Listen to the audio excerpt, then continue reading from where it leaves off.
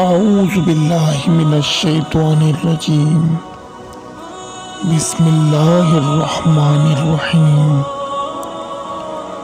Islamic informative channel کے ناظرین السلام علیکم۔ آج کی ویڈیو میں آپ کو خوش آمدید کہتے ہیں۔ حضرت ابو ہریرہ رضی اللہ تعالی عنہ سے روایت ہے،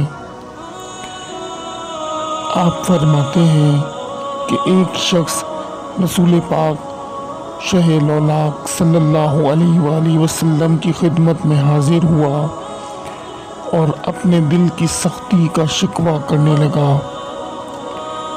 رسول اللہ صلی اللہ تعالی علیہ وسلم نے ارشاد فرمایا کہ اے شخص، اگر تو اپنے دل کو نرم کرنا چاہتا ہے تو مسکینوں کو کھانا کھلایا کر اور یتیم کے سر پر ہاتھ پھیرا کر۔